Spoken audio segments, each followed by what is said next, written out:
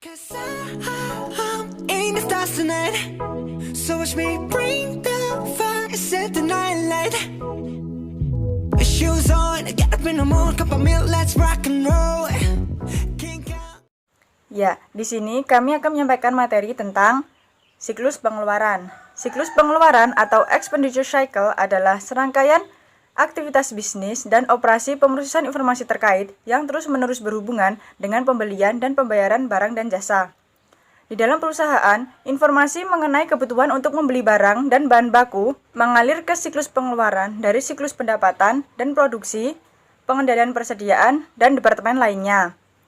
Setelah barang dan bahan baku tiba, pemberitahuan penerimaannya mengalir kembali ke sumber dari siklus pengeluaran, dan biaya bahan baku mengalir dari siklus pengeluaran ke buku besar umum dan fungsi pelaporan untuk dimasukkan dalam laporan keuangan dan berbagai laporan manajemen. Selanjutnya yaitu tujuan utama dalam siklus pengeluaran. Tujuan utama dalam siklus pengeluaran adalah meminimalkan total biaya perolehan dan pemeliharaan persediaan, perlengkapan, dan berbagai layanan yang diperlukan oleh perusahaan untuk berfungsi. Di dalam siklus pengeluaran terdapat 4 aktivitas, yaitu yang pertama, memesan bahan baku, perlengkapan, dan jasa. Yang kedua, menerima bahan baku, perlengkapan, dan jasa. Yang ketiga, menyetujui faktur pemasok. Dan yang terakhir, yang keempat, yaitu pengeluaran kas. Selanjutnya, yaitu sistem informasi siklus pengeluaran. Secara spesifik, dengan menerapkan perkembangan teknologi informasi baru untuk merekayasa ulang aktivitas siklus pengeluaran, perusahaan menciptakan peluang bagi para pemasok untuk merekayasa ulang aktivitas siklus pendapatannya. Begitupun sebaliknya, apabila menggunakan teknologi informasi untuk mendesain ulang siklus pendapatan sebuah perusahaan, dapat menciptakan peluang bagi pelanggan untuk memodifikasi siklus pengeluarannya sendiri. Namun, faktanya, perubahan dalam operasi satu perusahaan mungkin mengharuskan perubahan sesuai dalam operasi perusahaan lain dengan siapa ia berbisnis. Sebagai contoh, para produsen mobil besar dari banyak pengecer besar seperti Walmart mensyaratkan para pemasok mereka untuk mengirimkan faktur melalui Electronic Data Interchange atau EDI, atau mereka tidak akan berbisnis dengan mereka. Akibatnya, para pemasok tersebut harus memodifikasi sistem informasi akuntansi mereka untuk menggabungkan penggunaan EDI. Di dalam sistem informasi siklus pengeluaran terdapat ancaman, yaitu salah satunya adalah data induk yang tidak akurat atau tidak valid. Kesalahan dalam data induk dapat menyebabkan pemesanan dari pemasok yang tidak disetujui, pembelian bahan baku yang kualitasnya rendah, pengiriman yang tidak tepat waktu, pengiriman pembayaran ke alamat yang salah, dan penipuan pembayaran ke pemasok fiktif. Untuk menanggulangi data induk yang tidak valid atau tidak akurat adalah menggunakan pengendalian integritas pemrosesan data. Yang penting untuk membatasi akses data induk siklus pengeluaran dan mengkonfigurasi sistem sehingga hanya pegawai yang berwenang yang dapat membuat perubahan atas data induk tersebut. Yang selanjutnya adalah tentang memesan bahan baku, perlengkapan, dan jasa. Untuk yang pertama kita harus mengidentifikasi apa, kapan, dan berapa banyak untuk pembelian. Nah, pada pendekatan tradisional biasanya untuk mengelola persediaan adalah menjaga stok yang cukup agar ketika dilakukannya produksi itu tanpa adanya gangguan. Bahkan jika persediaan yang digunakan itu lebih besar dari yang diharapkan atau jika pemasok terlambat dalam pengiriman. Nah, biasanya pendekatan tradisional ini biasa disebut juga dengan pendekatan economic order quantity atau kuantitas pesanan ekonomis, di mana pendekatan ini didasarkan pada perhitungan ukuran pesanan optimal untuk meminimalkan jumlah biaya pemesanan, biaya penyimpanan, dan biaya kehabisan stok. Biaya pemesanan ini biasanya terkait dengan jumlah biaya tentang pemrosesan transaksi pembelian, sedangkan biaya penyimpanan adalah jumlah biaya yang terkait dengan penahanan persediaan, dan biaya kehabisan stok adalah biaya dari hasil kekurangan persediaan seperti penjualan produksi yang hilang atau penundaan produksi. Nah, selanjutnya pada persediaan biasanya kita mengalami sebuah ancaman. Nah, ancaman ini biasanya adalah terkait dengan catatan persediaan yang tidak akurat sehingga menyebabkan kehabisan stok yang dapat mengakibatkan hilangnya penjualan atau persediaan yang terlalu melimpah sehingga meningkatkan biaya. Nah, pada ancaman tersebut kita harus menanggulangi dengan pencatatan persediaan metode perpetual sehingga informasi mengenai persediaan itu selalu diperbarui untuk meminimalisir adanya kehabisan stok ataupun persediaan yang terlalu melimpah. Karena ketika persediaan itu tidak akurat dan menyebabkan banyaknya stok yang melimpah ataupun hilangnya penjualan, maka yang terjadi adalah perusahaan akan mengalami suatu kerugian. Setelah mengidentifikasi, maka langkah selanjutnya adalah memilih pemasok. Dalam memilih pemasok ini kita harus memperhatikan beberapa faktor. Yang pertama adalah harga, yang kedua adalah kualitas bahan baku, dan yang ketiga adalah keandalan dalam pengiriman. Perlu diperhatikan ketika memilih pemasok yang tepat, melibatkan lebih dari sekedar membandingkan harga, karena perusahaan juga harus mengeluarkan biaya seperti pengerjaan ulang dan barang yang tersisa dari produksi terkait dengan kualitas produk yang telah mereka beli.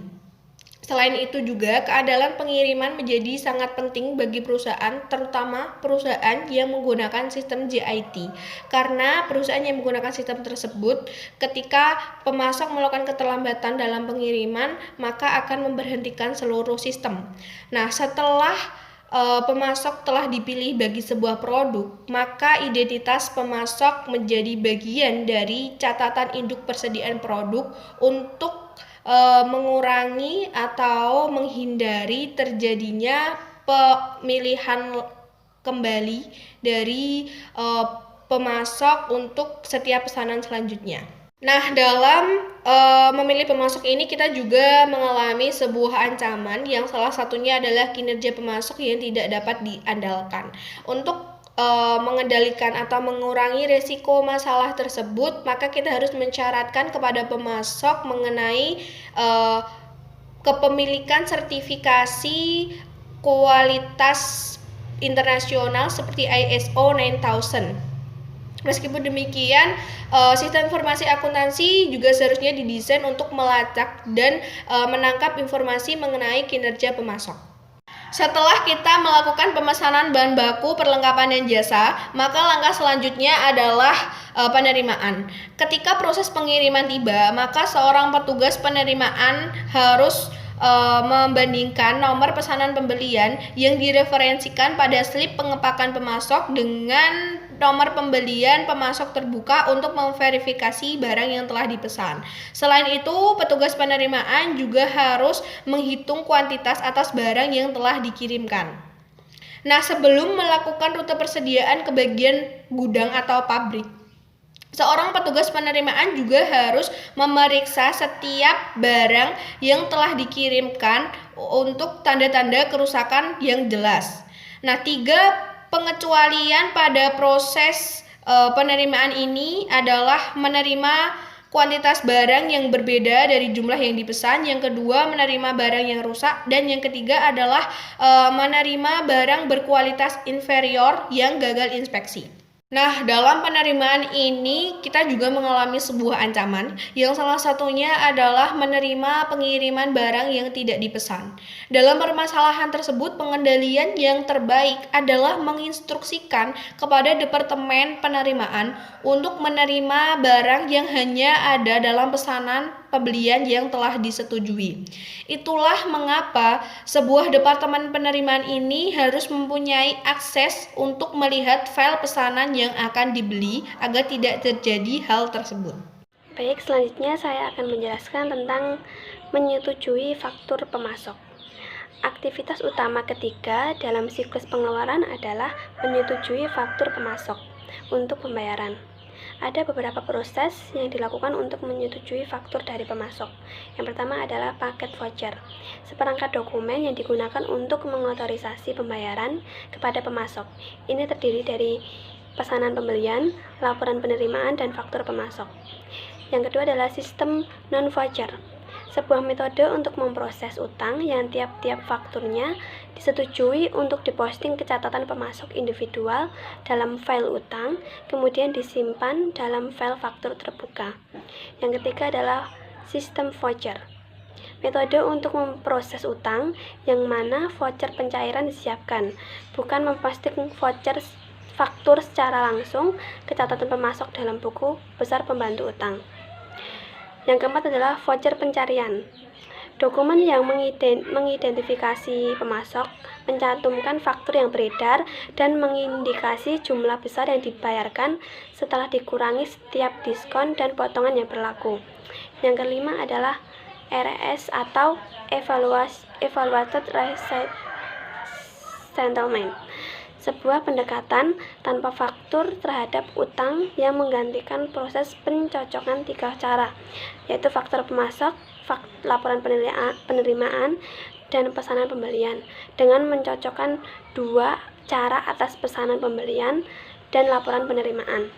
Yang terakhir adalah kartu pengadaan, sebuah kartu kredit korporasi yang para pegawai dapat digunakan hanya pada pemasok tertentu untuk membeli jenis-jenis barang tertentu. Dan biasanya ancaman yang biasa terjadi dalam menyetujui faktur pemasok ini adalah kesalahan dalam faktur pemasok itu sendiri, seperti ketidaksesuaian antara harga yang dicantumkan dengan harga aktual yang dibebankan atau salah hitung dari total jumlah jatuh tempo.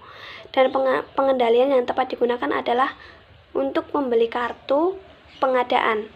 Para pengguna harus disyaratkan untuk menyimpan tanda bukti dan memverifikasi ketepatan atas laporan bulanan. Yang terakhir adalah pengeluaran kas. Aktivitas final dalam siklus pengeluaran adalah membayar pemasok. Proses yang dilakukan untuk pengeluaran kas ini adalah seorang kasir yang melapor ke bendahara bertanggung jawab untuk membayar pemasok. Pembayaran dibuat ketika utang mengirimkan kasir sebuah paket voucher. Ancaman dan pengendalian yang biasanya terjadi adalah kegagalan untuk memanfaatkan diskon pembelian bagi pembayaran yang tepat waktu dapat menjadi mahal.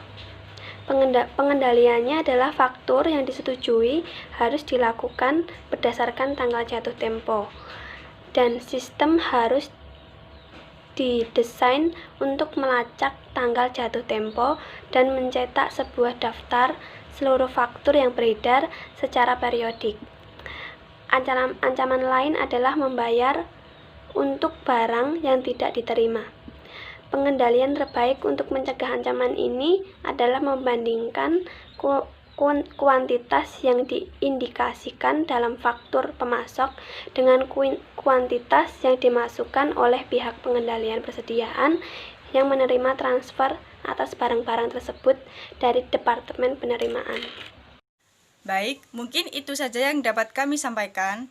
Kurang lebihnya kami mohon maaf. Terima kasih sudah menonton. Bye.